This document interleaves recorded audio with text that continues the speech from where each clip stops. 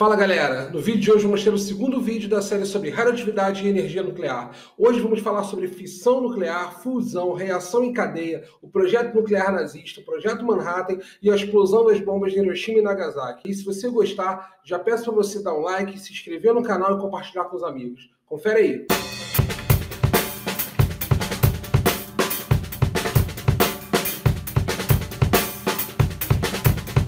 Eu queria só voltar um pouquinho nessa história toda, né? Porque o que acontece?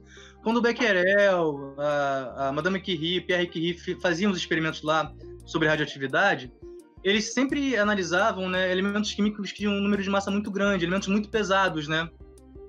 E isso, a princípio, seria uma característica desse tipo de elemento. Então, você vai encontrar radioatividade no tório, no urânio. O urânio, assim, é o elemento limite, né, da tabela periódica, né? Contra, né? Assim, enfim, elementos que são o rádio, o próprio polônio. Mas o que acontece? Lá na década de 30, começam a perceber que você pode criar elementos radioativos, né, os chamados radioisótopos, de maneira artificial. E aí tem um cientista emblemático chamado Enrico Fermi. O Enrico Fermi ele esteve no Brasil também, viu, Daniel? Esses caras rodaram por aqui também, todos eles. O Enrico Fermi ele vai liderar, né, um braço do projeto Manhattan mais à frente. Depois a gente volta a falar sobre isso daqui a pouco. Mas ele percebe que se ele pegasse um núcleo atômico de elemento químico que não fosse tão pesado, como o urânio, por exemplo, e bombardeasse com o nêutron, ele tinha a produção de um novo elemento químico, né? Assim, só em termos ilustrativos, não era isso que acontecia, né? Porque o hidrogênio é muito pequenininho.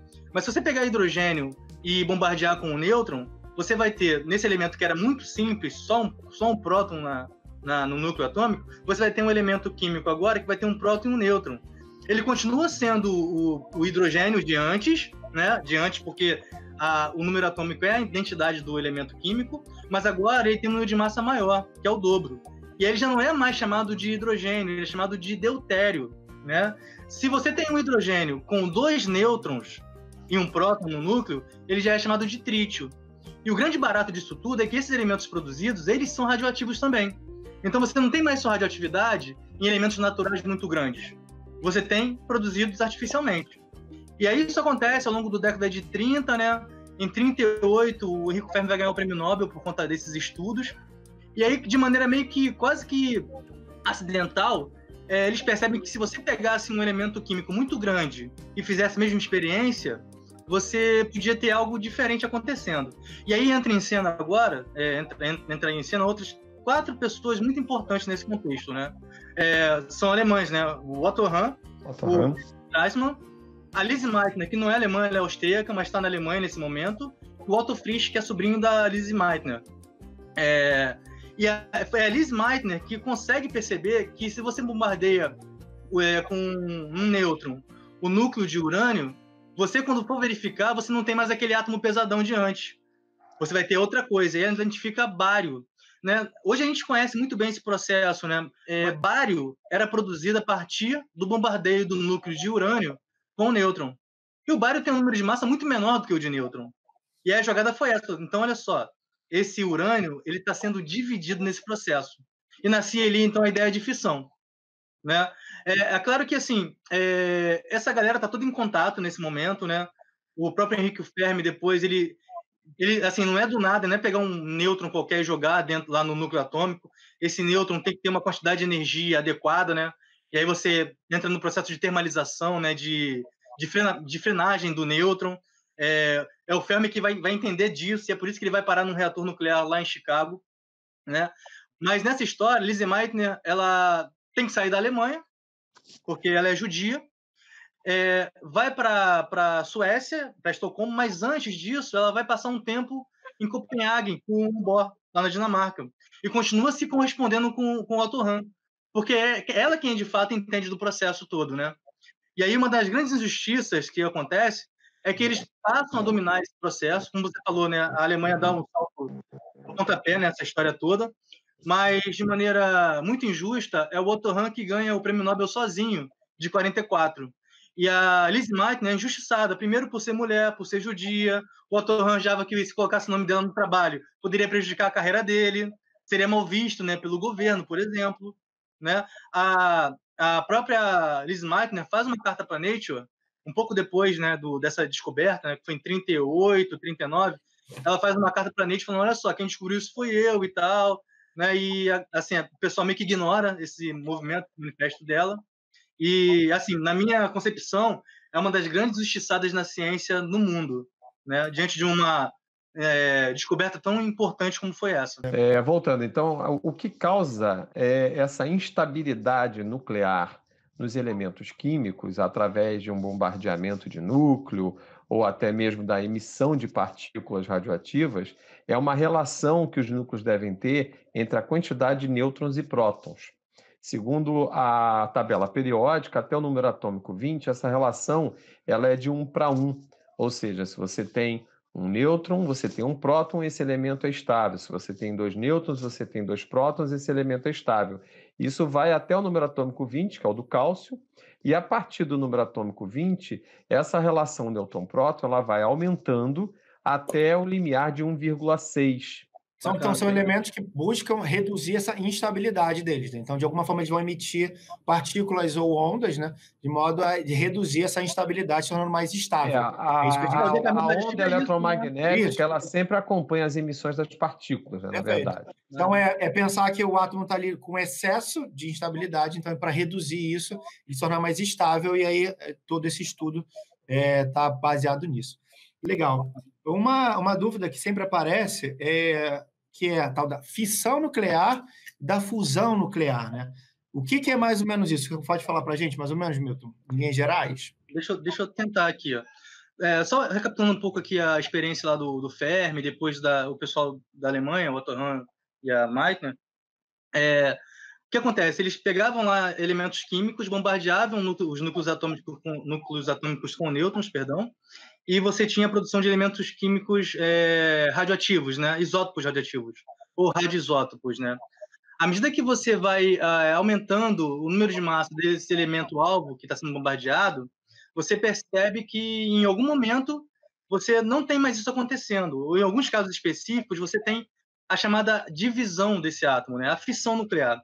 O que seria a fissão nuclear? Seria a divisão de um núcleo atômico estimulada por algum outro fenômeno. Nesse caso, o bombardeamento desse núcleo por nêutrons, né?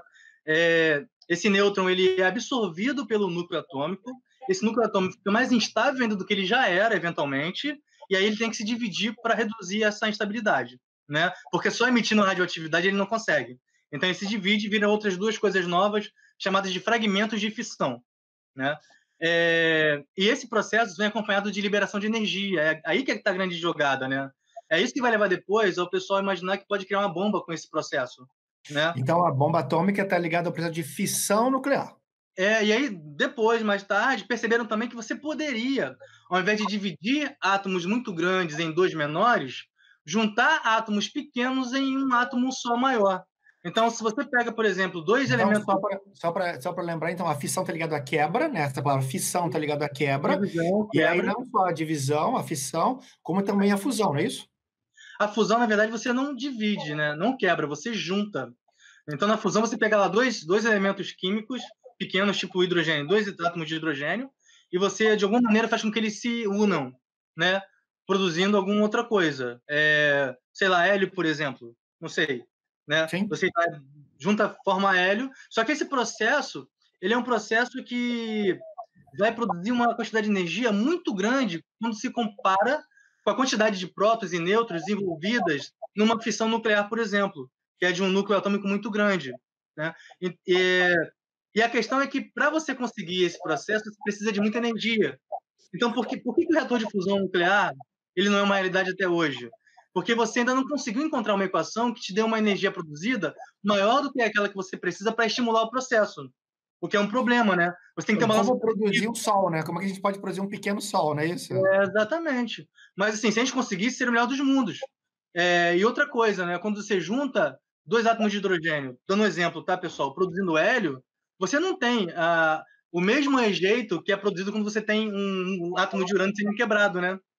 Essa é a questão, né? Acho que é isso. A fissão está associada ao que você disse, né, de divisão, e a fusão, a junção, a união de átomos, né? E os dois processos existem liberação de energia. E essa liberação de energia toda, claro que a Magia vai falar, a gente vai poder discutir um pouquinho agora, essa liberação de energia ela tem um interesse militar muito grande. E como é que a gente enxerga um pouquinho isso, professor Daniel?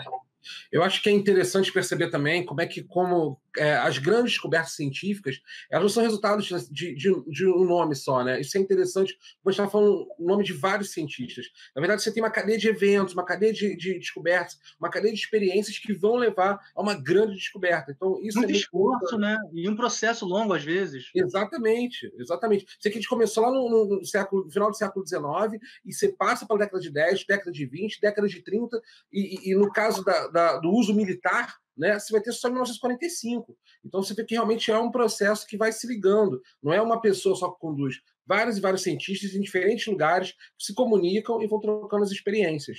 E falando no aspecto da corrida, da disputa militar, você tem aí uma Alemanha que entende essa questão do uso da energia nuclear, só que tem dificuldade com o urânio, né? De ter o urânio 235, que é o urânio bom para fazer bomba, digamos assim, né? Então, assim, a Alemanha ela tem que buscar esse urânio em Minas da Tchecoslováquia, que era, naquele início da guerra ali, um dos primeiros territórios ocupados, na verdade, no pré-guerra. A Polônia invadiu em setembro de 1939, a Tchecoslováquia foi um pouco antes. Então, você tem esse contexto aí, onde a Alemanha tem que ir em busca da matéria-prima, os Estados Unidos começa a aquecer o seu projeto nuclear e tem problemas também nesse sentido, porque consegue o urânio que vem do Congo, né, que era uma colônia, né, da Bélgica, para conseguir fazer esse processo. Então, você tem uma Alemanha que tem um grande centro de pesquisa, né, que é Pneumut, né, que seria um centro de pesquisa alemão, que testava as principais armas e tecnologias, e os Estados Unidos, de uma hora para outra, tem que, de fato, né, produzir também a mesma coisa. Né? Tinha Los Alamos, né, que era o correspondente à Pneumut alemã, que era um grande centro de pesquisa e tecnologia, e você tinha em Oak Ridge, em Tennessee, a parte mais, digamos, industrial da bomba, né, onde tinha as centrífugas de enriquecimento, onde você tinha ali a construção do reator, né, a elaboração desse reator. Isso é muito interessante quando a gente vê que esse espaço em Tennessee, né, ocupava 10% da energia elétrica dos Estados Unidos. Então, a gente fala aqui em vários momentos sobre produção de energia. Para você construir uma bomba, por exemplo, você tem que empenhar muita energia nesse sentido, em todo o processo. 10% da energia elétrica dos Estados Unidos está sendo direcionada naquele momento para a feitura da bomba. Não, muito, muito curioso falar. Você falou agora de duas coisas muito interessantes, do reator e do reator nuclear e do projeto Manhattan, né? Vamos falar um pouquinho agora sobre essas duas tentativas, né? O que é um reator nuclear, qual é a função do reator nuclear e o que é esse negócio do projeto Manhattan. Você percebe que um elemento químico bombardeado com um nêutron se divide. É importante saber que elemento químico é esse que você está falando, né?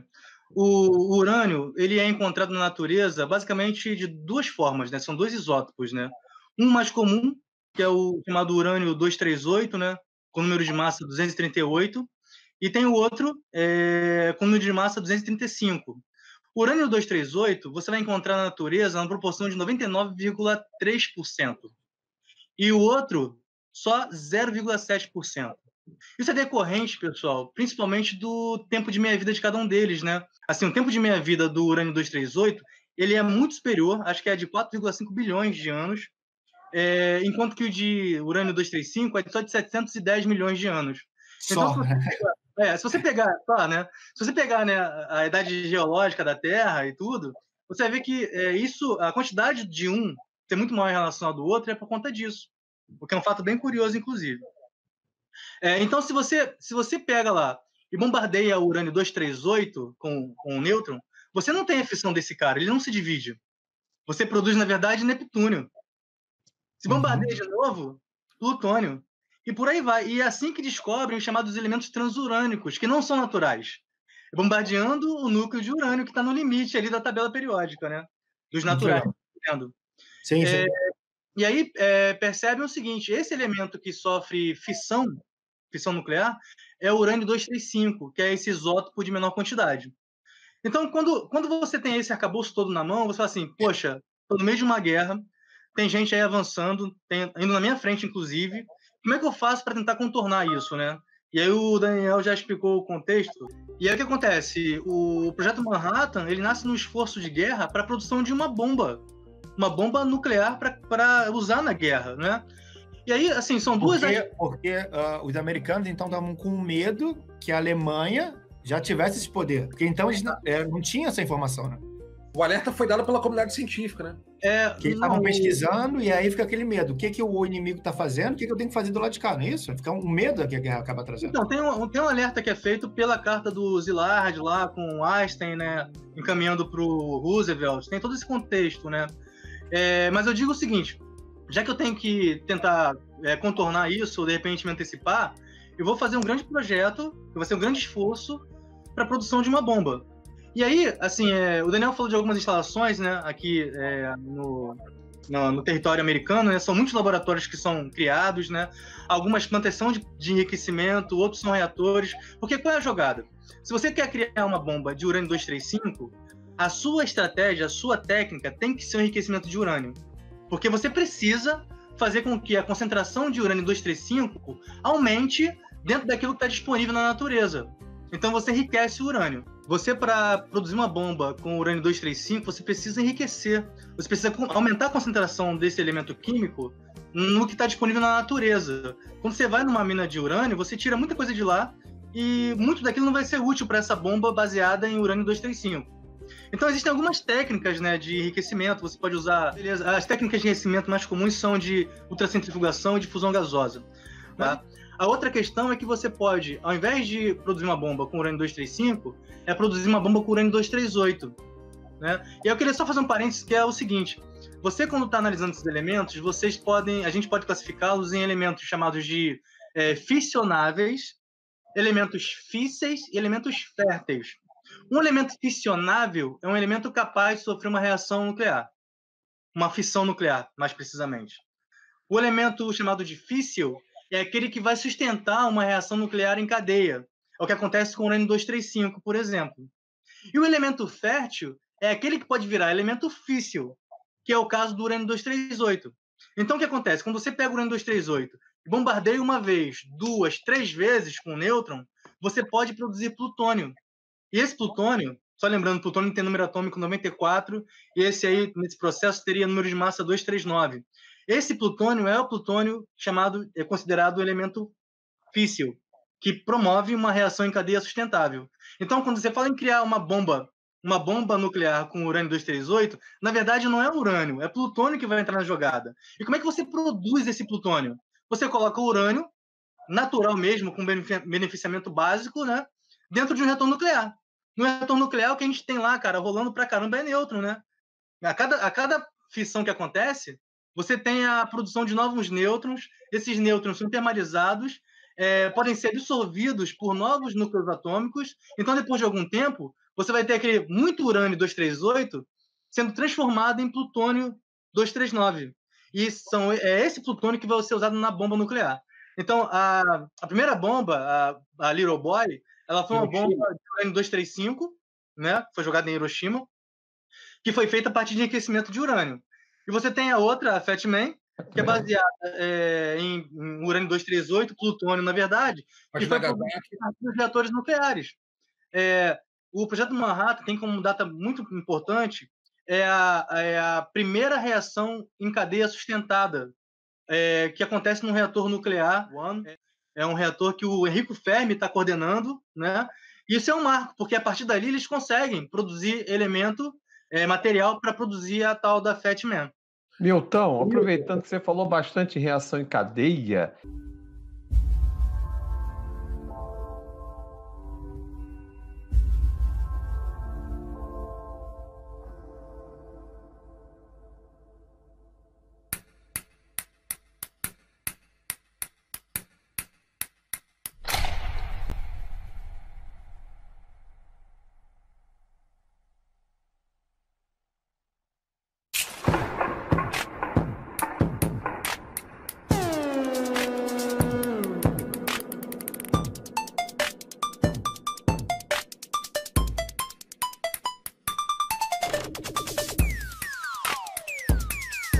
Então, o que acontece? Quando você tem o bombardeio de um núcleo de urânio, né?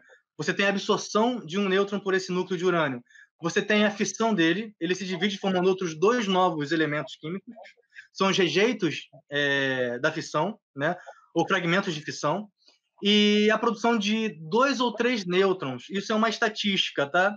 E esses 2 ou 3 nêutrons, se eles forem tratados direitinho, se eles forem termalizados, né? Se eles forem freados, eles podem ser absorvidos também por outros núcleos de outros átomos de urânio. E esses novos elementos também sofrem fissão. Se isso acontece, e isso acontece muito rápido, na verdade, né? Dentro de um reator nuclear, você consegue fazer com que esse número ele aumente, número de nêutrons, né? Aumente ou diminua de acordo com outros elementos que vão fazer com que esses nêutrons sejam absorvidos por eles. Por exemplo, você num reator nuclear pode usar água borada, pode aumentar a concentração de boro na água que é usada como refrigerante, como moderador. Você também lá tem as barras de controle, né? São barras de controle construídas com cádmio, que é um elemento químico naturalmente absorvedor de nêutrons também, e não sofre o mesmo efeito que o urânio, de se dividir, por exemplo. Então você controla. Agora, no espaço, você de fato não tem esse controle. Numa bomba não tem. Milton, quando você fala em reação em cadeia também, acho que é interessante levantar uma bola aqui, porque em tese, se é uma reação em cadeia, né, você poderia seguir nesse processo e, de repente, queimar toda a atmosfera terrestre. Né? Como é que se faz para controlar isso, hein? Por que a reação em cadeia não vai de forma continuada e não queima toda a atmosfera do planeta? Assim, dentro de um reator nuclear, esse processo ele é muito controlado. Você tem controle, de acordo com o seu aparato, de fazer com que você tenha mais ou menos fissões acontecendo, você tem um fluxo de nêutrons mais intenso numa região do que em outra, enfim. Por que uma reação em cadeia não acontece de maneira descontrolada, permanente? Porque você precisa de elementos físseis. E você não tem na atmosfera inteira elementos físseis. Você precisa de uma massa crítica, né? Uma quantidade mínima para que essa fissão aconteça em cadeia, tá? O que vai garantir a fissão em cadeia na bomba, ou melhor, que ela não aconteça, né, para sempre, é o fato de você não ter, de fato, essa coisa do elemento físsil, né, espalhado, né, pelo universo, né? Precisa ter uma massa crítica. E a outra questão é que na própria explosão, o urânio que estava concentrado ele vai acabar se dividindo, né, se espalhando pela atmosfera. Então, alguns deles não vão ser atingidos pelos nêutrons para sofrerem fissão. E durante esse projeto Manhattan, você tem aí 150 mil pessoas envolvidas em 4 estados. Então, assim, é um projeto mega, porque, de fato, você tinha ali uma Alemanha que tinha esse potencial e os Estados Unidos precisavam ultrapassar e atingir primeiro essa tecnologia. Por que o nome é Projeto Manhattan? Manhattan. Essa eu sei. Então, manda aí, Milton. É porque eles tinham um escritório, sede, lá em Nova York, na ilha de Manhattan. Eu até pensei que fosse isso, mas não tinha... Inclusive, existe um super-herói chamado Dr. Manhattan, inclusive, que tem a ver com que, teoricamente, na história, ele participou dessa... The Watchmen, filme do Watchmen, né? Tem uma série da HBO recente sobre isso. No país inteiro, né? Assim, eles jogam bomba do Novo México, né? Eles têm, sim, assim... Los Alamos, tem Chicago, tem muita instalação nuclear, né, nessa época. É interessante perceber como é que você tem uma nova tecnologia, que, como eu falei, eles estão aprendendo a lidar com essa nova tecnologia. Então, o teste Trinity, por exemplo, no Novo México, você teve ali uma grande exposição, né, de radiação para vários dos cientistas envolvidos. Né? Então, assim, e foi uma coisa muito poderosa, talvez até mais do que eles imaginassem. O raio de 80 metros em torno da explosão virou vidro na areia do deserto. Então, a areia do deserto, num raio de 80 metros, virou vidro. Então, você vê que realmente era uma energia muito grande e aquele caminho do projeto Manhattan realmente estava sendo muito bem sucedido. Mas é interessante que os cientistas percebem esse problema. Você tem um manifesto que é assinado por 145 cientistas dizendo, olha, não vamos utilizar essa bomba em seres humanos, não. Olha, estamos fazendo teste aqui, vamos tentar contornar isso. Joga no mar, joga assim como uma ameaça, não em cima de uma cidade. Né? Mas tem a figura ali do general Leslie Groves que vai, digamos, falar, não, vamos tocar, vamos levar em frente. Aquela questão que eu falei anteriormente. Como é que o uso militar ele seduz muito os comandantes militares. Então teve essa petição para o presidente dos Estados Unidos, mas é colocada na gaveta pelo general Leslie Groves e vai à frente aí o projeto Manhattan, até a feitura da bomba. Já que você falou da energia, Daniel, é bom assim dar um toque, né? Que a diferença entre a fusão e a fissão também, né? É que no caso da fusão, a energia liberada, no caso dessa reação, ela chega a ser 9 vezes maior do que a energia de fissão. Imagina dominar uma tecnologia nesse aspecto.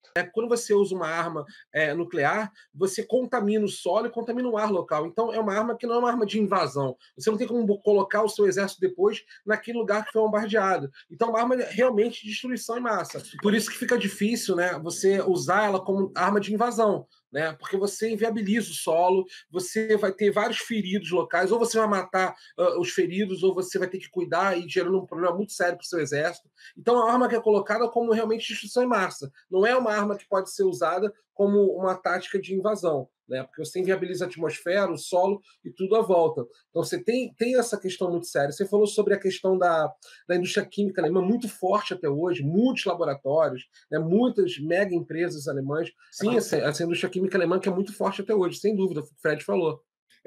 Mas então vamos entender esse contexto que a gente está histórico, né?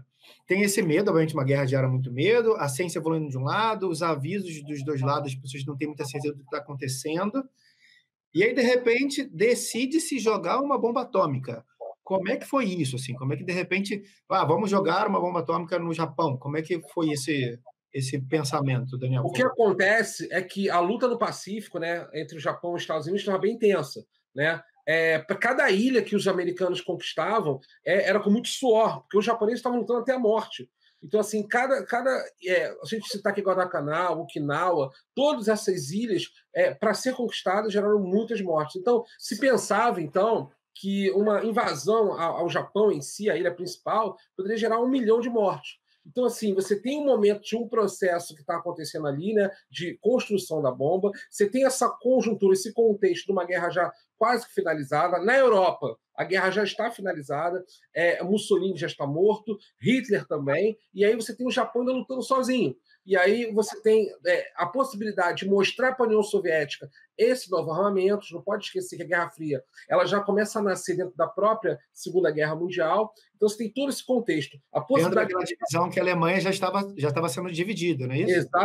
Exatamente. Você tem a possibilidade de mostrar para o lado soviético a arma que tem, você tem a possibilidade de poupar vidas estadunidenses de uma morte numa invasão convencional, né, e encerrar de vez a guerra, né, a questão do conflito em si. Então, assim, tem o uso da bomba muito nesse sentido, essa conjunção de fatores que levam ao uso da bomba, mesmo contra a vontade de muitos cientistas envolvidos no projeto. O que acaba acontecendo é o seguinte, né? Hiroshima já tinha as instalações industriais ali, então você tem, de fato, ali Hiroshima como um alvo naquela lista de alvos possíveis, né? Lembrando que nessa época não é como hoje. Você pode lançar um míssil, você bota a ogiva nuclear na ponta do míssil, você pode lançar esse míssil a uma longa distância. Naquela época o avião tinha que ir até lá.